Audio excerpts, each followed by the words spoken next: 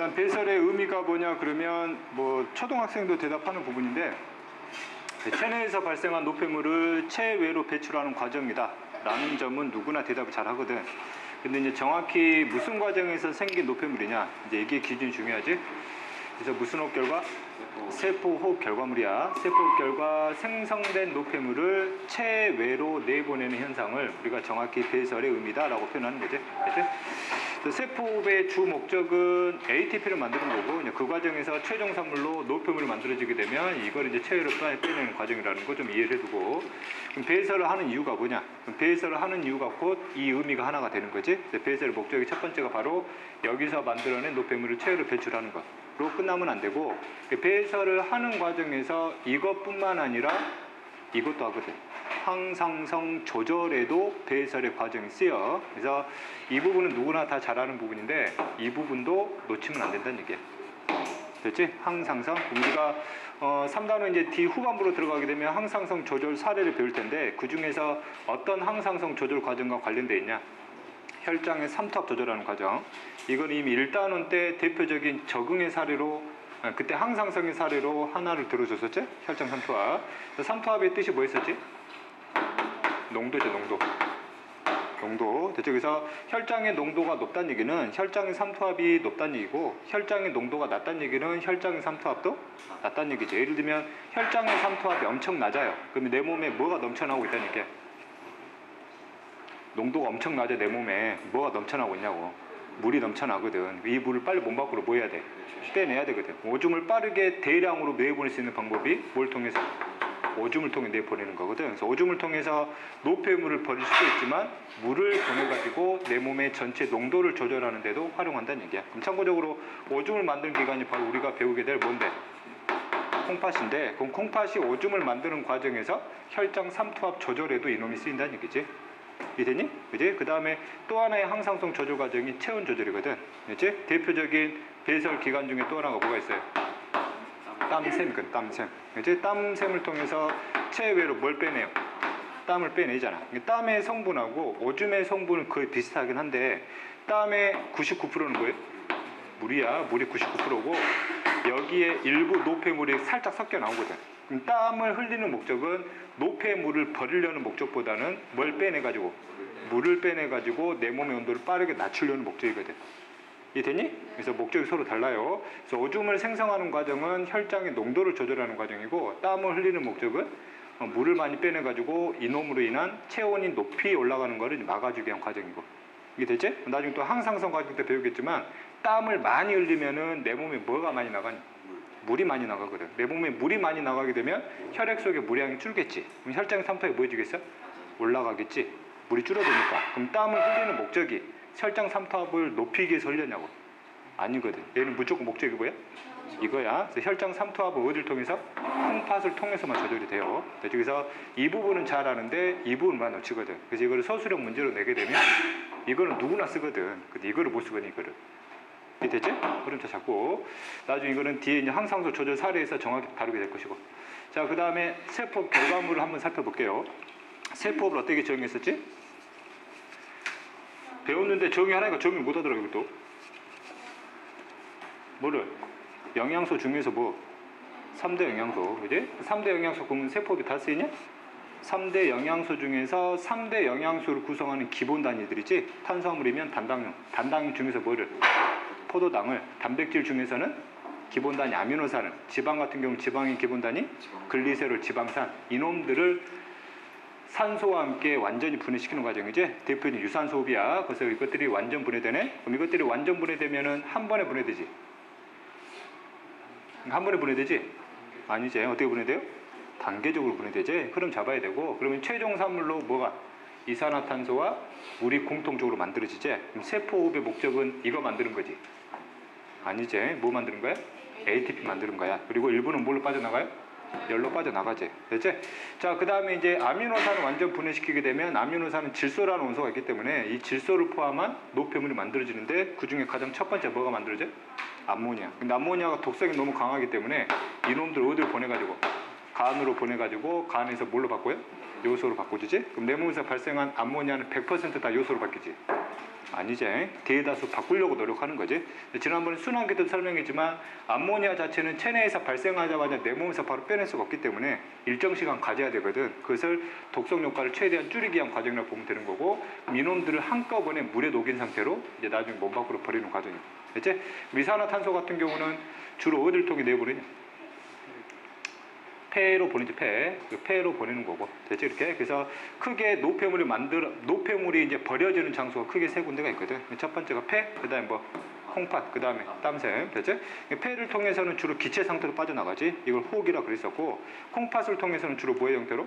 오줌의 형태로, 땀샘을 통해서는 땀의 형태로 버려지게 되는 거고. 됐죠? 이때 이산화탄소는 주로 어디로 가요? 폐로 가지. 폐. 됐죠? 이산화탄소는 주로 폐까지 갈 때 무슨 형태로 이동하니? 이걸로 바뀌지? 대다수가 바뀌어가지고 다시 뭐로? 이산화탄소로 바꾼 다음에 빼내잖아. 앞에서 배웠던 거를 적용시켜야 되거든. 됐지? 그러니까 물도 몸 밖으로 이제 내보내야 될 때가 있겠지? 물은 주로 어디로 가요? 콩팥을 통해서, 오줌을 통해서 이제 버려지게 되는 거고. 됐지? 근데 물이 여기를 통해 버려지는 게 아니라 어디로 갈 수 있어요? 땀샘을 통해서 땀을 통해 버려질 수도 있고, 그 다음에 극히 일부는 폐를 통해서도 버려질 수 있어요. 됐지? 몸에 있을 때는 액체지만 폐를 통해 빠져나갈 때는 수증기 형태로 빠져나갈 수 있지? 이거는 겨울철에 충분히 확인해 볼 수 있지? 그지? 자, 그 다음에 질소노폐물이야. 질소노폐물은 절대 폐를 통해서 버리면 안 되지. 이놈들 반드시 뭐에 녹여가지고? 물에 녹여서 버리고 있습니다. 대다수는 뭘 통해서? 콩팥을 통한 오줌을 통해 버리게 되고, 극히 일부는 어디를 통해서? 땀샘을 통해서 버려지게 된다는 얘기야. 그치? 이때 물 같은 경우는 만들어지면 무조건 버리는 게 아니지. 내 몸에 필요하면 남겨두고, 필요량 이상이 많게 되면은 그 남은 양을 뭐 한다는 얘기야? 밖으로 내보낸다는 얘기죠. 이해되니? 흐름 좀 잡으면 되고, 그 다음에 이때 이제 배설계를 보게 되면 여기 콩팥하고 땀샘이 바로 무슨 계에 들어가요? 이게 배설계에 들어가지? 이건 무슨 계? 호흡계지? 호흡계도 배설의 과정 중에 하나의 과정을 쓰인다는 얘기지. 지금 배설계는 아닌데, 이제 배설계의 중심 기관이 우리가 콩팥을 보기 때문에 우리 생명과학 원 수준에서는 이제 뭘 집중적으로 다뤄요? 콩팥을 집중적으로 다뤄가지고 오줌이 형성되는 이제 과정을 다루게 되는 거고. 됐지? 이제 뭐의 구조 알아야 돼? 콩팥의 구조 알아야 되겠죠, 그지? 그래서 콩팥의 구조 이렇게 그려주게 되면 애들이 그림을 잘 이해를 못하기 때문에 그림을 직접 그려가면서 한번 설명을 좀 할게요. 콩팥이 이렇게 두 개가 있지, 두 개. 위치는 대략 어디 있는지 아니? 등 있죠, 됐지? 자, 그 다음에 콩팥 중심으로 큰 혈관이 두 개 지나가거든. 큰 혈관이. 그 중에 한 혈관이 대동맥이야. 그 다음에 또 다른 큰 혈관이 있어요. 또 다른 큰 혈관이 대정맥이에요. 심장의 위치는 어디야? 심장 위치는 콩팥 기준으로 했을 때 위쪽이겠지, 심장이. 됐지? 그럼 심장 기준으로 하면 이 대동맥의 혈액 이동 방향은 그림상 위쪽이 아래쪽이야? 아래쪽이지? 이 혈액은 어디서 왔어요? 심장의 심실에서 왔죠. 좌심실. 그럼 대정맥은 심장으로 혈액을 집어넣는 거잖아. 그럼 이거는 심장에 정확히 어디로 들어가냐 이거지? 우심방으로 들어가지. 자, 그 다음 이제 대동맥의 일부가 갈라져 가지고 콩팥으로 들어가야 될 거 아니야. 그럼 대동맥 일부가 이렇게 갈라져 가지고 콩팥으로 향해 가자. 이것은 아직 기관으로 들어가기 전이니까 모세혈관은 아니지. 동맥이 갈라졌어. 대동맥이 갈라졌으니까 무슨 동맥이야? 소동맥인데, 소동맥 중에서 콩팥으로 가니까 콩팥 동맥이다 라고 표현하는 거죠. 콩팥 동맥이 몇 군데로 갈라진다? 이렇게 두 군데로 이렇게 갈라진다는 얘기죠. 됐지? 그 다음에 이제 동맥이 들어가게 되면 특정 기관 안에서 무슨 혈관을 퍼져야 돼요? 모세혈관 퍼져야 되겠지? 그럼 이놈들이 그 모세혈관 형태로 이렇게 쫙 퍼져나간다는 얘기야. 됐지? 그럼 콩팥으로 들어간 이유가 뭐예요?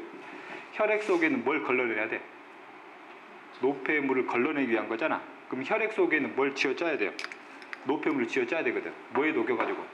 물에 녹여가지고. 됐지? 그래서 물에 녹여가지고 우리가 원하는 특히 무슨 노폐물들은? 질소 노폐물들 섞어가지고 보내야 되거든. 그러면 이놈들이 액체 상태로 흘러나야 되잖아.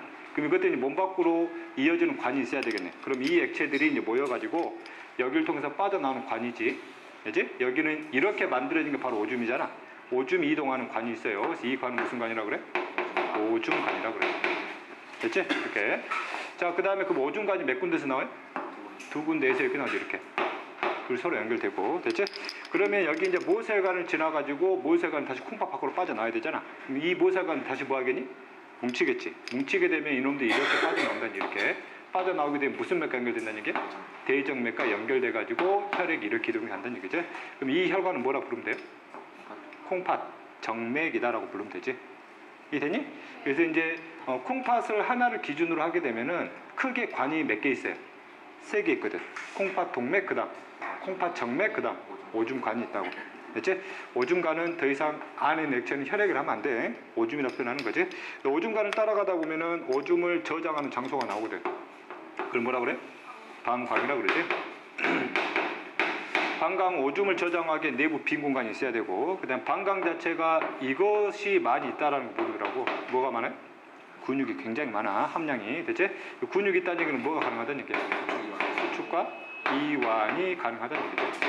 나중에 이제 신경기 때 다루겠지만 방광을 구성하는 근육은 골격근일까 심장근일까 내장근일까? 일단 방광이 뼈 없잖아. 그럼 골격근 아니지. 얘가 심장이냐? 그럼 심장근 아니지. 그럼 뭐야? 내장근 종류야. 알았죠? 기본적인 내용이고, 그 다음에 이제 방광 속에서 이제 오줌을 저장해야 되잖아. 그럼 오줌을 최대한 많이 저장하려면 방광의 근육이 뭐 해야 돼? 이완해야 돼. 그럼 때가 되면 얘를 수축시켜가지고 몸 밖으로 뭐 해야 돼? 빼내야 되잖아. 그러면 이 방광을 통해서 몸 밖으로 연결되는 관이 또 하나 있죠? 이 관은 뭐라 그래? 요도다라고 표현하는 거야. 이게 이제 체외로 오줌 형태를 이제 실제 몸 밖으로 빼내는 과정인 거야. 이게 됐지? 그지? 그래서 여기 그림을 보게 되면 이게 바로 뭐야? 콩팥이잖아. 이게 빨간색이 대동맥, 이게 대정맥이면 혈액 방향 지금 이렇게 된다는 얘기고. 됐지? 여기서 이렇게 뒤쪽으로 빨간색 갈라진 거 보이지? 이게 뭐야? 콩팥 동맥. 여기 파란색이 나오는 게 콩팥 정맥이고, 이게 뭐예요? 오줌관이지? 이게 뭐고? 방광이고, 이거는 요도가 된다는 얘기야. 알았지? 그럼 잡으면 되고. 자, 그 다음에 저기 위에 그림 보면은 위에 이렇게 조그맣게 뭐 붙어 있는 게 지금 보이냐? 이거는 콩팥 위에 붙어 있어요. 참고로 콩팥을 신장이라 표현하기도 하거든. 신장이 부속기처럼 보인다 그래가지고 이거를 부신이라고 불러. 부신. 부신과 오줌의 생성과는 직접적인 관련이 없어요. 이거는 호르몬 분비기관이야. 나중에 이제 뇌 분비기할 때 나올 거예요. 그래서 여기서는 콩팥만 다루는 거지 부신은 다루지 않아. 이게 됐지? 좀 표현하면 되고. 그럼 부신은 배설계냐? 배설계 아니지? 나중에 호르몬을 분비하는 기관이니까 뇌 분비계에 들어가는 기관이에요. 됐지? 나중에 또 호르몬 때문에 설명할 것이고. 이게 됐지? 자, 그 다음에 이 과정에서 이제 뭐를 크게 하나를 확대시킬 거냐면 콩팥이죠, 콩팥. 이 콩팥 하나를 잘라가지고 이제 크게 확대를 시킬 거야. 됐지? 콩팥을 자르게 되면 이렇게 되고, 이렇게. 됐지? 구조 자체가 굉장히 복잡해 보여요. 콩팥을 직접 잘라가지고 그림을 통해서 한번 해석을 해보자. 콩팥이에요? 됐지? 콩팥을 빡 자르잖아? 그럼 크게 두 개의 층이 분리되거든, 이게. 두 개의 층으로 딱 영역이 나누어지는 게 눈으로 보여. 됐지? 보게 되면 항상 어떤 기관을 자르게 되면 두 개의 층으로 나누잖아. 그럼 방향 잡아가지고 여기를 안쪽, 여기를 바깥쪽이라고 그래요. 그래서 바깥쪽의 부분을 겉질이라고 그래, 겉질. 안쪽을 속질이라고 불러요. 콩팥만 그런 게 아니라 나머지 기관들도 이런 것들이 있거든. 잘랐는데 두 개의 층으로 나눠. 그럼 바깥쪽은 겉질, 안쪽은 속질. 그 다음에 정확히 어디 겉질이냐? 콩팥의 겉질이다. 여기는 정확히 어디 속질이니? 콩팥의 속질이다 라고 표현하는 거.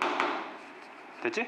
예. 자, 그 다음에 이제 이 콩팥을 중심으로 해서 혈관이 이렇게 들어와야 되잖아. 됐지? 그럼 이게 들어오는 혈액이래요. 무슨 관이 이게? 콩팥 동맥이 되지, 그지? 됐지? 그 다음에 나가는 혈관이 있지?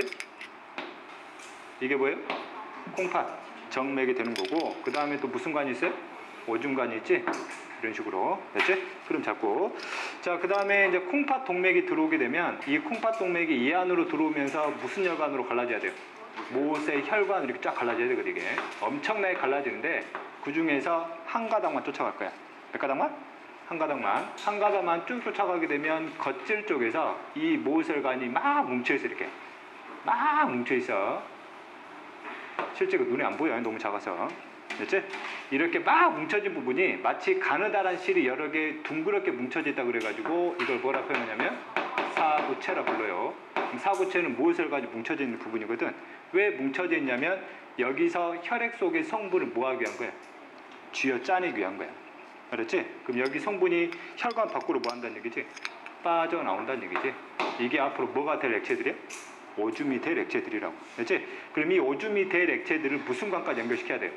오줌관과 연결시켜야 되거든. 그럼 여기서부터 흘러나온 액체가 이동할 수 있는 관이 있어야 되거든. 이동할 수 있는 관이 없으면 이놈들이 사방으로 다 흩어져 버리겠지?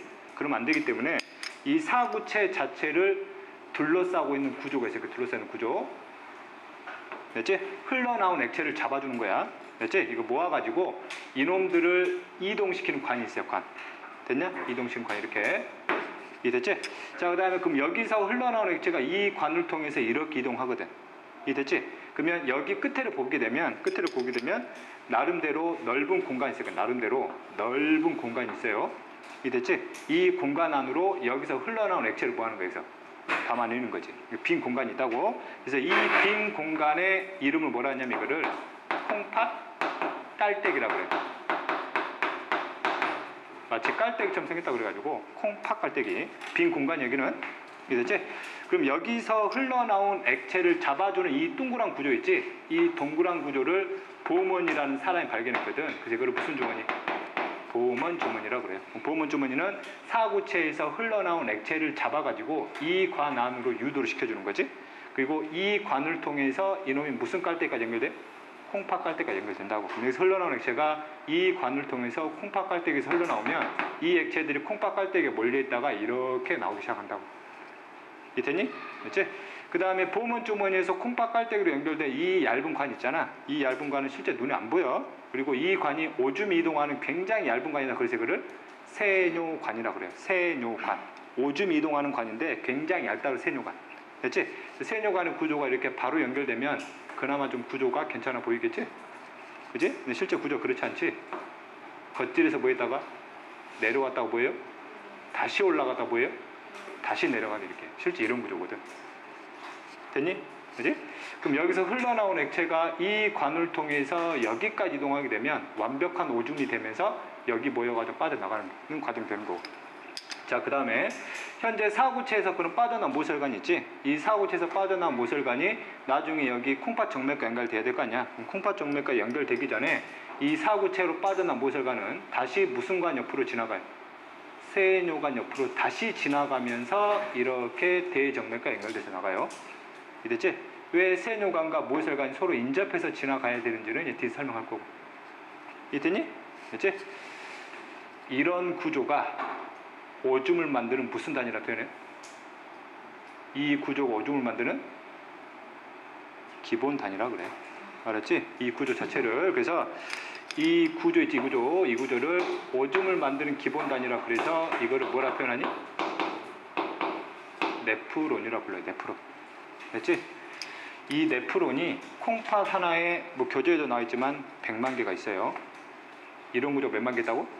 100만 개 있다고. 됐지? 그 100만 개 중에 어차피 몇 개만 봐도, 한 개만 봐도 오줌의 생성 원리를 이것만 가지고 해석해도 된다는 얘기지. 이해됐니? 됐지? 그래서 흐름을 통해서 구조를 완벽히 이해를 좀 해야 되고, 그 다음에 사구체하고 보먼 주머니가 있는 쪽이 어디예요? 겉질이야. 네, 그 다음에 세뇨관은 겉질과 속질에 이렇게 이런 식으로 연결되어 있다는 거 이해하면 되는 거고. 이해됐냐? 그래서 이제 앞으로 오줌 생성 과정을 배울 텐데, 오줌 생성 과정은 결국 뭐 하나 확대해가지고? 네프론 하나 확대해가지고 이제 보겠다는 얘기야. 됐니? 그 다음에 이제 실제 한번 구조를 볼게요. 원래 실제 그림상 여기 영역, 여기 영역. 여기가 속질이고 얘가 겉질이야. 실제는 원래 쉽게 이렇게 이런 식으로 나눠지는 게 아니라 실제로는 이렇게 나눠져 있어요. 근데 이렇게 복잡하니까 이렇게 생각해도 상관이 없고, 그 다음에 여기 보면은 여기 내부에 여기 혈관 안쪽으로 해서 빈 공간 보이냐? 이렇게 상당히 좀 넓은 공간? 여기가 바로 뭐예요? 콩팥 깔때기. 그럼 여기서 세뇨관을 통해서 이쪽으로 오줌이 모이게 되면 오줌이 바로바로 흘러나온다는 얘기야. 이게 됐지? 이런 식의 구조 좀 알아두고, 그 다음 네프론 하나를 이제 좀 확대를 좀 시킬 거예요. 됐지? 다시 한번 콩팥의 구조를 크게 한번 다시 한번 보여줄게. 크게 나눠볼까? 여기가 뭐예요? 콩팥 겉질, 여기는 콩팥 속질, 여기는 콩팥 깔때기. 됐지? 여기는 빈 공간을 생각하면 되고, 여기 겉질이에요. 자, 그 다음에 속질, 콩팥 깔때기, 그 다음 콩팥 동맥에 혈액이 어떻게 들어오니? 이렇게 들어오지? 이렇게 들어오게 되면 이놈들이 안으로 들어와서 무슨 혈관 돼요? 모세가 되잖아. 모세 혈관 중에서 몇 개만 쫓아가요? 하나만 쫓아간다는 얘기지. 그러면 겉질 쪽에서 이 모세혈관이 뭐 있어? 이렇게 뭉쳐져 있다는 얘기지. 이게 뭐가 되고? 사구체가 되고, 여기서 일단 액체를 걸러낸다는 얘기지. 그치? 그럼 걸러진 액체를 잡아주는 장치 뭐? 보문 주머니 뒤에 뭐가 있어요? 세뇨관 이렇게 연결돼 있다는 얘기고. 이해됐지? 그지? 이런 게 100만 개 있다고 그랬지? 그럼 사구체에서 빠져나온 모세혈관은 다시 뭐 해가지고 이렇게 세뇨관과 연결돼가지고 이렇게 해서 무슨 정맥을 통해서 콩팥 정맥에서 빠져나가는 거고. 또 다른 레프로는 구조 하나를 더 보여준 거야. 그렇지? 그러면 여기서 세뇨관들과 세뇨관들 서로 다른 네프론으로부터 연결되는 세뇨관 서로 만나잖아. 그렇지? 그래서 여기 만나는 세뇨관을 뭐라 하냐면 집합관이라 표현해. 집합관. 됐니? 집합관. 그 세뇨관들이 모여있는 부분을 집합관이라고 표현하는 거고. 됐지? 그래서 이렇게 모세혈관들이 다시 모여가지고 콩팥 정맥을 통해서 이제 대정맥을 통해서 빠져나가는 거고. 그 다음에 오줌, 콩팥 깔때기가 연결된 오줌관을 통해서 이제 뭐가 빠져나오는 거고? 오줌이 빠져나오는 거고. 됐지? 다시 한번 얘기하지만 이 네프론 하나만 빼가지고 지금 확대해서 표현하겠다고.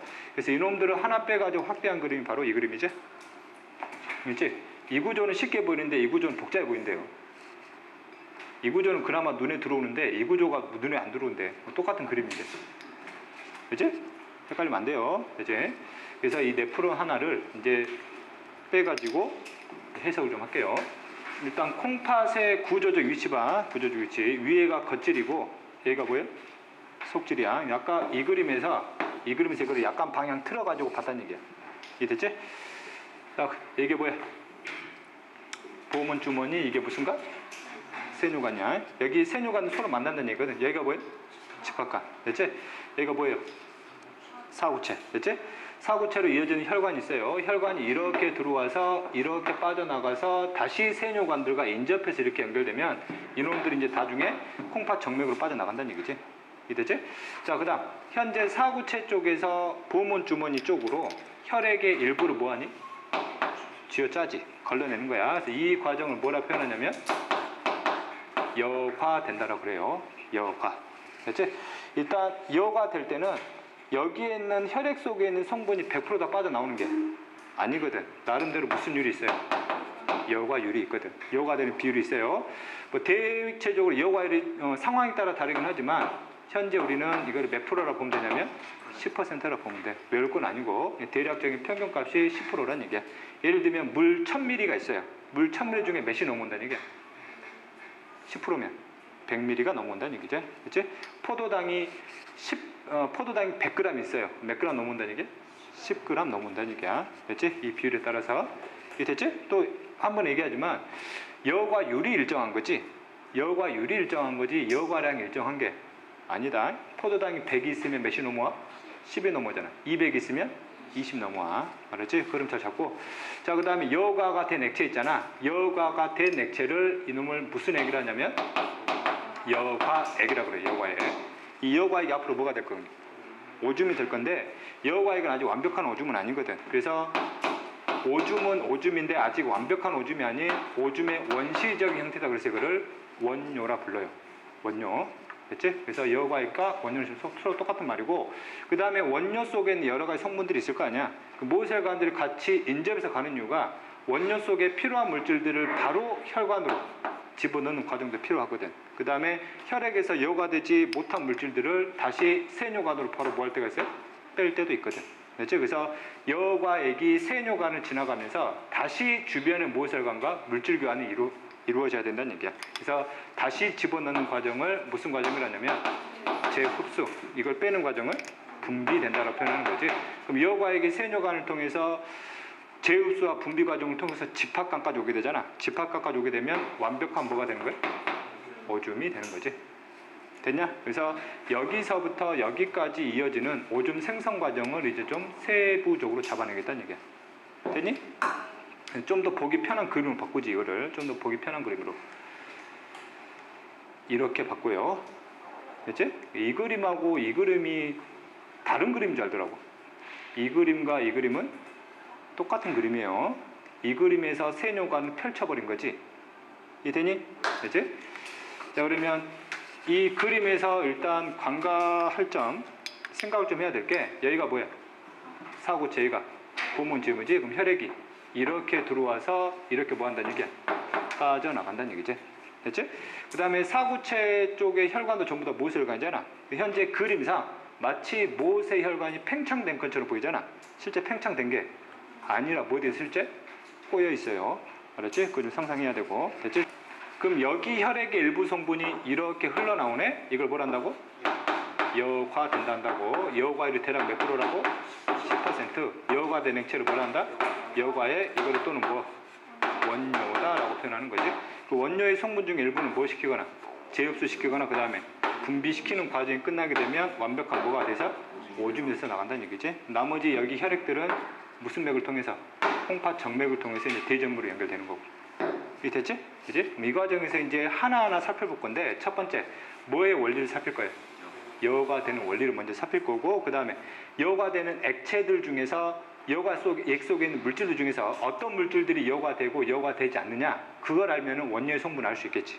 그 원료의 성분 중에서 어떤 물질이 재흡수되고 어떤 물질이 분비되는지를 세부적으로 잡아내게 되면 오줌의 성분까지도 우리가 확실하게 구분해낼 수 있다는 얘기예요. 됐지? 예. 그래서 일단 여과의 원리. 그래서 이 부분은 좀 확대해서 표현을 좀 할게요. 이 그림이 바로 저쪽 사구체 쪽 주변에 보문 주머니 좀 확대를 시킨 거야. 됐지? 현재 하얀색으로 표현한 부분이 뭐예요? 보문 주머니. 됐지? 여기 붉은색으로 표현한 부분이 사구체야. 모혈관. 됐지? 그럼 혈액이 어떻게 들어와서 이렇게 들어와서 여기서 여과된 다음에 이렇게 빠져나간다는 얘기지. 이해 됐지? 이제 이 과정이 이제 여과가 되는 거고. 그러면 여과가 되려면 혈액 성분이 혈관 밖으로 빠져나와야 되잖아. 그럼 혈관을 구성하고 있는 세포층이 두꺼워야 되겠냐, 얇아야 되겠냐? 얇아야 되겠죠. 그래서 모혈관 자체가 몇 개의 세포층이에요?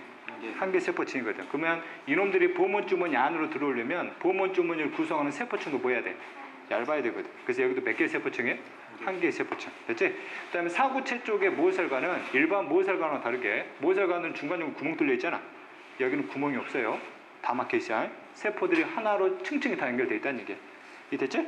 자, 그 다음에 그럼 여기가 완벽히 여과가 되려면 결국 무슨 막을 통과할 수 있어야 된다는 얘기야. 세포막을 통과할 수 있어야 된다는 얘기지. 고분자는 통과할 수가 없겠지. 주로 뭐가? 저분자들이 통과될 거란 얘기지. 됐지? 그래서 지금부터 여과가 되는 것과 여과가 되지 않는 것들을 한번 구분해 보겠다고. 그럼 일단 혈액의 성분을 좀 알아야 되겠네. 그 전에 일단 여과의 원리 봐야지. 여과의 원리. 여과의 원리. 됐지? 일단 여기 들어오는 모혈관의 폭을 보잖아. 여기 폭이 뭐하니? 이 정도 되지? 나가는 폭이 뭐하니? 좁지. 사고체로 들어오는 쪽은 넓은데 사고체에서 나가는 쪽이 뭐예요 지금? 좁아요. 즉 들어오는 만큼 나가지를 못한다는 얘기지. 일정 시간 동안 이게 혈액량이 뭐하겠니?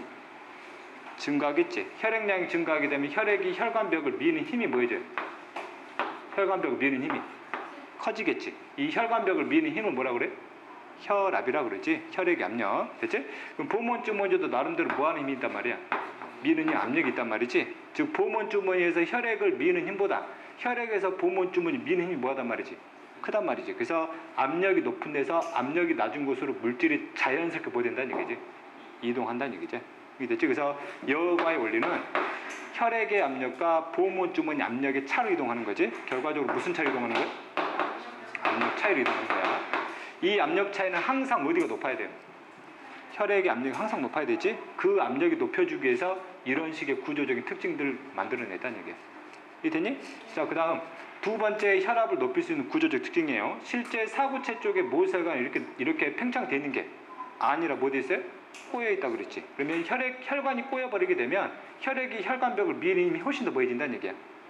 세진다는 얘기지. 이 혈관 자체를 팽팽하게 피는 것보다 꽈버리게 되면 안에 있는 액체의 압력이 높아진단 말이지. 그래서 내부의 압력, 즉 혈액의 압력을 높일 수 있는 두 번째 방법이라고. 구조적인 방법. 이해됐니? 그래서 어쨌든 혈액 압력 차이로 이동하게 되는 거고, 그 다음에 이제 여과가 되는 것과 여과가 되지 않는 걸 구분을 좀 할게요. 그럼 혈액의 성분을 좀 알아야 되겠네. 혈액이 크게 두 가지 성분으로 나누이지. 뭐하고? 혈구하고 그 다음에 혈장. 혈구가 세 종류 있지 뭐. 적혈구, 백혈구, 혈소판. 이거는 말 그대로 뭐의 성분이? 세포잖아. 세포가 세포막을 통과할 수는 없지. 됐죠? 그래서 혈구 자체는 절대 뭐 돼서는 안 돼요? 여과가 돼서는 안 돼. 여과가 될 수도 없고. 됐지? 만약에 혈구가 여과되잖아. 그럼 적혈구 넘어오지. 그럼 오줌 속에 뭐가 섞여 나와요? 적혈구 섞여 나오지. 오줌 색깔이 뭐가 돼? 붉은색이 돼요. 알았지? 그 말은 여기에 지금 심각한 문제가 발생했다는 얘기야. 됐지? 여기에 심각한 문제가 발생하게 되면 이거는 외과적으로 절대 치료할 수 없어. 눈에 보여 안 보여? 보이도 안 해. 이게 100만 개 있다고. 100만 개 중에 어떤 게 문제인지 다 찾아내서 고칠 거야? 불가능하다니. 이런 게 어떻게 해? 콩팥 자체를 바꿔야 돼. 알았지? 됐니? 이제 매점에서 이상한 거 처먹으면 여기 문제가 생겨요. 진짜 그래? 이상한 인스턴트 음식 많이 처먹고 하잖아. 여기 문제 생긴다고. 나중에 콩팥을 바꿔야 될 때가 와요. 알았지? 매점 가서 열심히 처먹고 있으세요. 알았지? 적당히 먹어야 되는데 너무 과다하게 먹는 게 문제가 되는 거고. 그 다음에 혈장 성분 볼게요. 혈장 성분에는 이제 다양한 영양소들이라든지 그 다음에 노폐물들이 다 섞여 있잖아. 그렇지? 영양소 중에서 3대 영양소 있지. 3대 영양소 중에서 탄수화물은 주로 무슨 유 상태로 존재한다고 그랬어? 단당류 상태로 존재한다고 그랬지? 단당류가 세 종류인데 뭐 있어요? 포도당, 갈락토스, 과당 있죠? 이런 단당류들은 무슨 막 통과할 수 있어요? 세포막 통과할 수 있잖아. 그럼 무슨 유 넘어올 수 있다는 얘기야? 단당류는 넘어올 수 있다는 얘기죠. 됐지? 그럼 단당류 중에서 우리는 다 다룰 게 아니라 뭐만 다룰 거예요? 포도당만 다룰 거란 얘기지. 그럼 포도당은 뭐 될 수 있다? 여과가 될 수 있다는 얘기지. 이해됐지? 그 다음에 이제 두 번째 3대 영양소가 단백질이잖아. 그럼 단백질은 말 그대로 단백질 놈이 있지? 단백질의 기본단위 뭐도 있어요? 아미노산도 있거든. 됐지? 그럼 단백질 규모가 뭐하기 때문에? 크기 때문에 세포막을 통과할 수가 없다 그랬지. 그럼 단백질 자체는 여과가 돼야 안 돼? 안 된다는 얘기지. 근데 뭐는 여과가 돼요? 아미노산은 여과가 될 수 있다고. 됐지? 자, 그 다음에 세 번째 3대 영양소가 지질인데 지질 중에서 우리는 뭐만 다룰 거냐면 지방만 다룰 거야. 됐지? 그럼 지방 자체도 규모가 크잖아. 역시 여과가 돼야 안 돼요? 안 되지. 그럼 지방의 기본 단위 뭐야? 글리세롤과 그 다음에 지방산이 있잖아. 이놈들은 뭐 될 수 있어요? 여과 될 수 있지. 됐냐? 근데 우리가 생명과학 원에서 배설 과정에서는 뭐는 다루지 않아요? 글리세롤과 지방산을 다루지 않아요. 됐지? 여과는 되는데 우리가 다루지 않겠다고 해? 됐지? 일단 뭐는 되지 여과가 되지 않는다는 거? 지방은 여과가 되지 않는다는 거 좀 생각하고. 됐지? 그 다음 영양소가 뭐 있어? 3부 영양소 있지? 3부 영양소 중에서 가장 많은 비율을 차지하는 게 물이지. 당연히 이놈들이 물에 녹아서 와야 되잖아. 물도 뭐 할 수 있어야 돼? 당연히 넘어와야 되지. 됐지? 물은 어떤 부위에서든 비율이 가장 높을 수밖에 없지. 됐지? 자, 그 다음에 3부 영양소 두 번째 뭐 있어요? 무기염류 있지? 무기염류도 무슨 막 통과할 수 있어? 세포막 통과할 수 있어요. 됐지? 자, 그 다음에 세 번째가 뭐야? 비타민이잖아. 비타민도 뭐 할 수 있어? 넘어올 수 있지. 됐냐? 우리가 이제 생명과학 원 수준에서는 모두 다루지 않아요. 배설 과정에서 비타민 다루지 않아요. 됐지? 여과가 안 된다는 뜻이 아니라 다루지 않는다고. 됐냐? 그럼 우리는 배설의 목적이 포도당부터 무기염류까지 버리려는 거에서? 아니지. 뭐 버리는 게 목적이야? 질소 노폐물. 그럼 여기서 뭐도 넘어와야 돼요? 질소 노폐물도 뭐 할 수 있어야 돼? 넘을 수 있어야 돼. 실제 이게 버리는 게 목적이니까. 질소 노폐물도 이렇게 넘을 수 있다는 얘기지. 그럼 질소 노폐물이 몇 종류가 다 넘어와요? 두 종류. 뭐? 암모니아와 그 다음에 요소. 됐지? 자, 그 다음 여기서 이제 외울 거는 아닌데 문제에서 가끔 이 물질들이 등장하니까 크레아틴이라는 물질도 있어요. 혈액 속에도 크레아틴이 있는데 이 크레아틴이라는 물질도 여가 될 수 있다는 뜻이야. 외우진 않아도 돼. 크레아틴이라는 물질은 뒤에 군수축 할 때 한번 나올 거야. 그렇지? 외우진 않아도 된다고. 그 다음에 또 이눌린이라는 물질 있어. 이눌린. 안 넣어도 돼. 안 넣어도 된다고. 이눌린도 뭐 될 수 있구나? 여가 될 수 있구나. 이해됐지? 그러면 이게 바로 뭐의 성분들이 되는 거예요? 원료의 성분들이 되는 거지? 그래서 원료의 성분이 이런 것들이 있구나. 됐냐? 이렇게 해서 흐름 좀 잡으면 되고. 자, 그 다음에 여가 되지 않는 거 세 가지 있지? 반드시 외워놔. 그래서 이 잣다고 외우면 돼요. 이렇게 9단지. 됐지? 아파트 가면 8단지 있지? 9단지. 알았지? 여가 되지 않는다는 얘기야. 됐냐? 또 하나 또 헷갈려가는 거 아까도 분명히 얘기했지만 나름대로 무슨 일이 있다고 그랬어요? 여과율이 있다고 그랬거든. 그럼 포도당이 100% 다 넘어오냐? 아니지. 여과율이 10%라 가정하게 되면 100에서 몇이 넘어요? 10이 넘어와. 알았지? 그럼 질소 노폐물은 다 여과되네? 아니지. 10%만 여과돼요. 이게 됐지? 해석 잘하고. 자, 그 다음 이때 이제 원료의 성분들 중에서 이제 필요한 물질은 다시 이 안으로 뭐 해야 돼? 끌어와야 되지. 무슨 흡수? 재흡수 과정이 좀 일어나야 돼. 됐지? 특히 영양소들 중에서 너무너무 소중한 영양소가 있거든. 우리 주변에 넘쳐나는 영양소 말고 뭐 3대 영양소, 포도당, 아미노산. 이놈은 우리 인간이 스스로 만들 수가 없잖아. 식물이 만들어주는 걸 어렵게 뺏어왔는데 쉽게 버리면 되겠냐 안 되겠냐? 안 되겠지. 그럼 포도당, 아미노산 뭐 해야 돼? 재흡수 시켜야 되거든.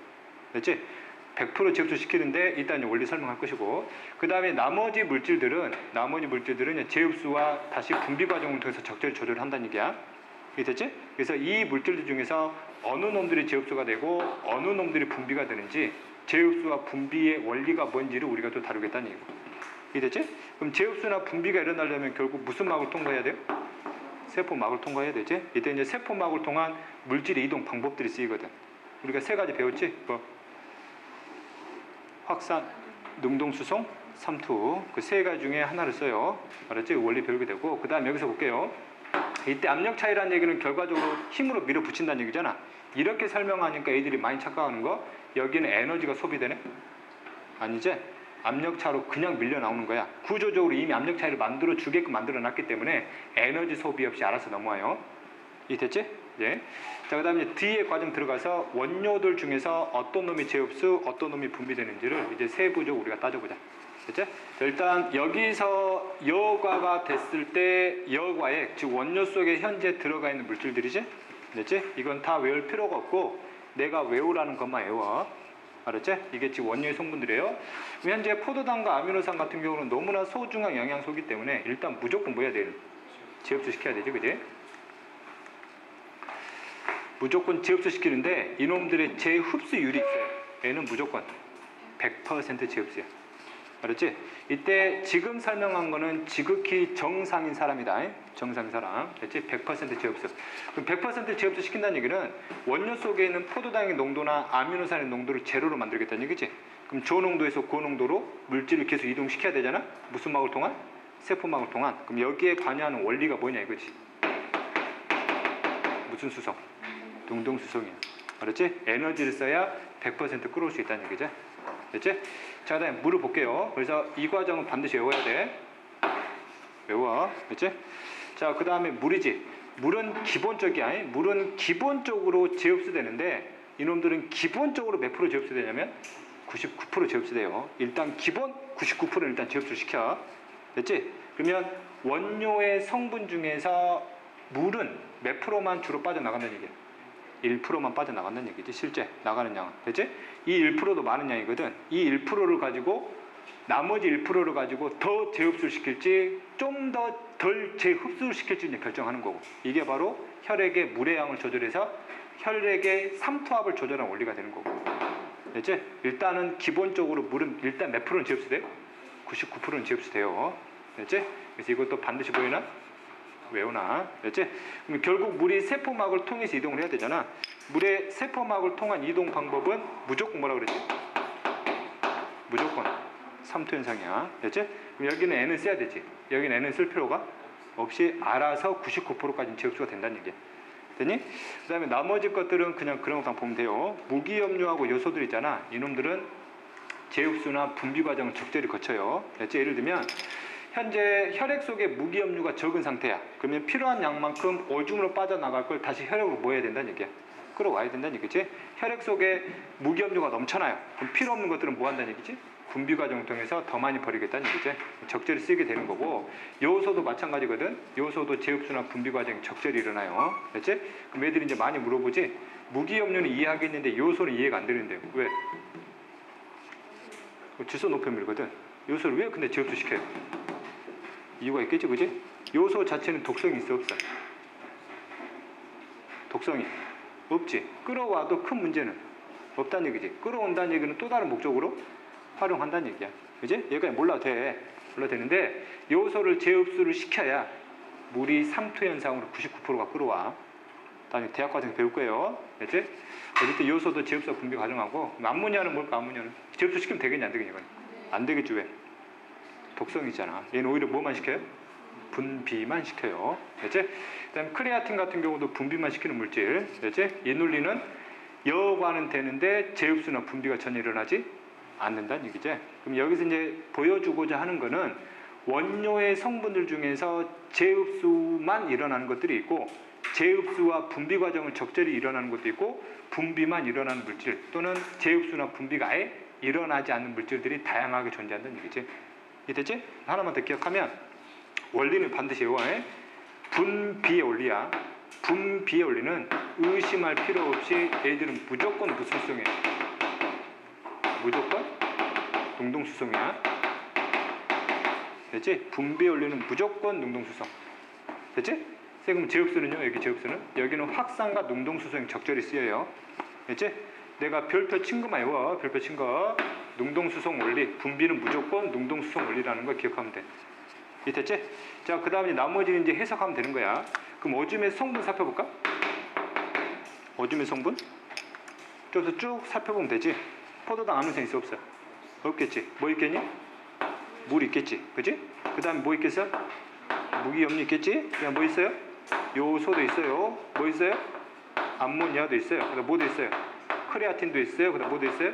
이눌린도 있어요. 이게 바로 우리가 생명과 원수질에서 나오는 오줌의 성분들이에요. 그치? 너희들이 이제 많이 헷갈려 하는 게 오줌은 항상 물하고 이게 전부인 줄 알거든. 나머지 것들도 많이 섞여 있을 수 있다는 얘기지. 됐니? 네, 그렇게 됐고. 그 다음에 양을 물어볼게요. 원료하고 원료는 막 걸러진 액체예요. 원료와 오줌 속에 있는 성분의 양이야. 원료의 물의 양이 많아? 오줌의 물의 양이 많아? 원료의 물의 양이 많지? 지금 양을 전체량을 따지는 거야. 무기염류량은 원료가 많을까? 오줌이 많을까? 이 양을 지금 모른단 말이야. 그럼 이거 예측할 수 있어? 예측할 수 없지. 제흡수량이 많으면 이 양이 더 적겠지. 분비량이 많으면 이게 더 많겠지. 그지? 요소량은 모르지. 제흡수량은 분비량 모르니까. 암모니아는 알지. 암모니아는 어디가 많아? 오줌성 많잖아. 왜냐면 무조건 뭐 되니까? 분비만 되니까. 그치? 크레아틴은 오줌 속이 많지. 왜? 분비만 되잖아. 그치? 이눌린은 똑같지. 왜? 이어가 된 그대로 나가니까. 이 됐냐? 양으로 물어보면 애들이 대답 잘하거든. 근데 이제 이따 뭐로 물어보면 농도로 물어보면 이제 허벌나게 틀리지. 그치? 됐지? 어쨌든 이런 내용들을 바탕으로 해서 이제 농도 해석할 거야. 됐지? 그 간단하지 원리는. 됐니? 구조를 알아야 이 원리를 이제 이해할 수 있어요. 농도 해석한다.